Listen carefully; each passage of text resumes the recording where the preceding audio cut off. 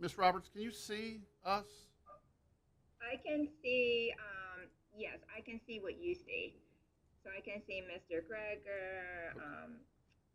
I can see Walter Fields, Okay. Excellent. Excellent. All right. and Okay. Nicole. I can see Nicole as well. All right. Very good. All right. All right. I think we're ready to go. Sure.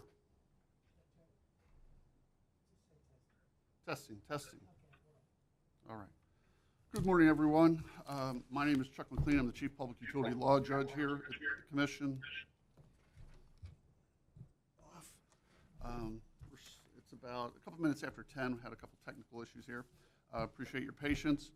We're here in case number 9712, which is Historical Oldtown Bridge Preservation LLC, care of 013 LLC's application for a rate increase for charges and tolls. Miss Roberts, can I get you to mute yourself if you're not talking, ma'am? Excellent. Thank you, ma'am. All right, we can start with appearances. We can start with the company.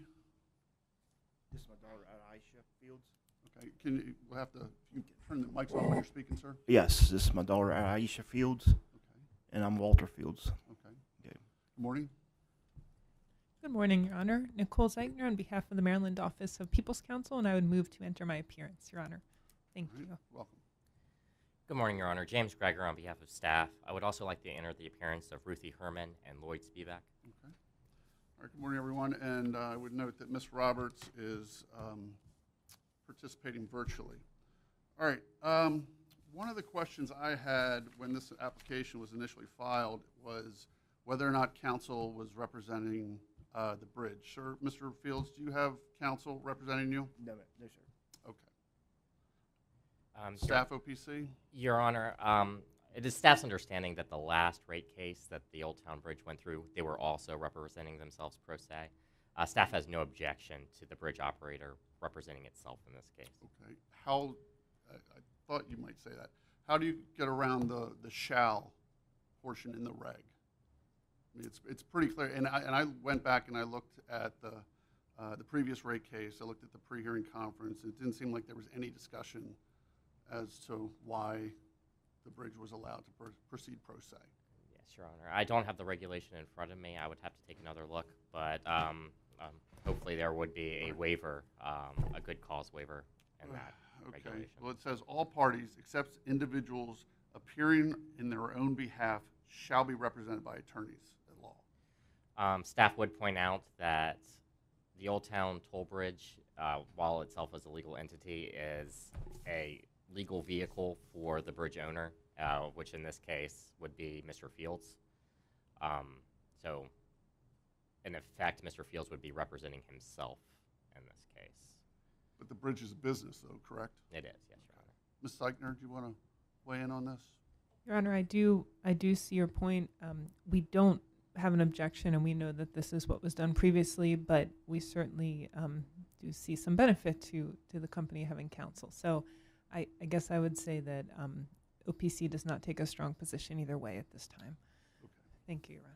All right. I guess the big concern I have is the application itself. You know, if it, assuming there was such an exception, as Mr. Greger pointed out, and if the application had everything in it that was needed to proceed, I might be inclined to move that way, but I mean, the application as it is, there's multiple problems with it. And as Mr. Greger's nodding, I don't know if you noted the same issues I have, but there's no effective date for the tariffs. There's no supporting testimony. There's no indication who filed the application.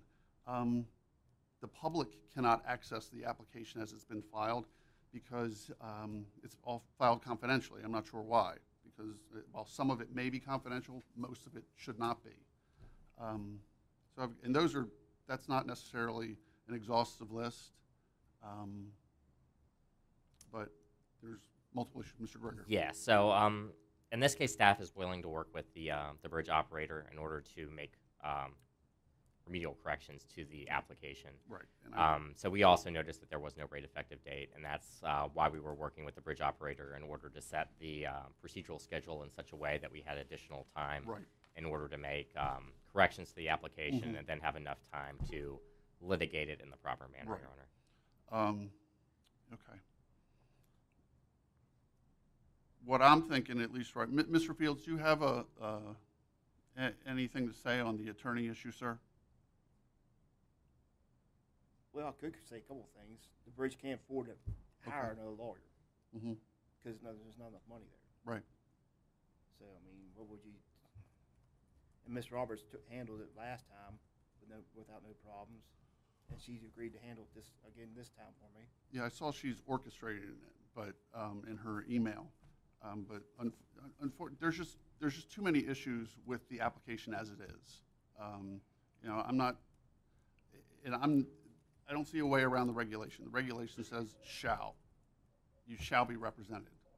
So I'm short of getting an attorney, and I understand, you know, they can be expensive, but as Ms. Zeichner pointed out, you know, they can be useful in a case such as this. I think there's a reason the commission requires representation. Your Honor, may I just add my thoughts? here? Yes, ma'am. So throughout the application process that we went through 12 years ago, any holes in the application are usually put in Wait, through Ms. Roberts, the Ms. Roberts, Yes, can I get you to hold off 1 second, please? You did not. okay. Okay. Okay. Ms. Roberts, can you start again? We were just having a sound issue on our side. Okay, is it cleared up now? Yes, ma'am. Okay, so throughout the process of the application process 12 years ago, what we discovered is that through the testimony and you know, going back and forth with discovery and questions, we were able to fill in the holes that you were concerned about. My concern with hiring an attorney is these applications are, as you know, can take up to a year and very lengthy, and the bridge is not able to support financially any more burden of legal fees. And that's why we come to you today to make this bridge solvent. All right, thank you. Thank you, ma'am. I understand and appreciate your situation, and I know you just spent money on the complaint case last year, but I don't see a way around the regulation. Let me ask, there was a, Ms. Roberts, I'm assuming you were the one who filed the public notice, or there was a compliance filing yesterday afternoon? Did you file that? Yes. Okay. And what did that consist of? Because I was not able to access it. So we ran the pre-hearing notice twice in Okay. the Cumberland Times. Okay. It was posted on Facebook under Everything Green Spring. And then also we posted it on our homepage Okay. of our website, oldtownbridge.com. Okay. All right. Thank you, ma'am. I'll wait to see what that looks like. But is there a particular reason you didn't file it publicly? There is no reason. Okay. I've just been in practice for all my filings to be private unless otherwise directed. Okay. All right. I would be happy to resubmit publicly, Well, it's except the financials or anything that you deem sensitive. right. Well, it's not so much what I deem sensitive, but you know, the application itself should have been filed publicly so people can see what you're asking for and why you're asking for it. You know, to the extent your financials are the financials are confidential, then they should be filed as such. But anything that is public information should be made. So, all right. Let's see. Mr. Fields, before we move any further, on the ownership issue, there was a provision in the letter order that approved the ownership transfer to you, sir. but subject to a compliance filing. Do you have any recollection of where that may stand, or? Lori, can you hear him? Lori. Compliance and as far as what? Let's see. I'll read it, and I'm reading from the March 8th, 2023 letter order from the Commission. It said the Commission approved the transfer of ownership of the Oldtown Bridge to Walter Fields and adopted certain recommendations from the March 6, 2023 letter from the Office of People's Counsel, which shall be addressed in a compliance filing at a future date, supervised by Staff Counsel. So if you're referring to the sales agreement and the changes that the People's Council made, we just incorporated that into the sales agreement when we went to closing. Did you need a copy of that? I'm not sure what we're asking. There's supposed to be some kind of Mr. Greger, are you? I'm aware, and I was. Try that again. We haven't seen a compliance filing yet, but staff's understanding was that the agreement was put on pause because there was a potential other buyer, and that recently fell through. And then the initial transaction between Mr. Fields and Ms. Roberts was to be executed. Okay. But we haven't received the compliance filing yet. Okay. Ma'am, I would just refer you to that March 8th letter order. The Commission's essentially requesting that you verify, or Mr. Fields verify, that the issues that were raised by OPC during the administrative meeting were taken care of and incorporated into the agreement. Okay, I can provide a copy of what was recorded at the courthouse after closing. All right. All right. At this point, I appreciate the proposed schedule that you put together. The evidence. Go ahead. If I may Please. provide a possible way out of this. If we agree to a procedural schedule today and then set a status conference for some time, like within the next month or two, to see if we can work through these issues, that might be the best road ahead. And if we can't work through those issues at the status conference, we can suspend the procedural schedule and then either relook the application or attempt to get more time in order to work through any outstanding issues. I was going to suggest something similar, but short of adopting any kind of procedural schedule. I don't think it's appropriate to adopt a procedural schedule with so many defects in the application. Yes, Your Honor. And the biggest one being the lack of an attorney.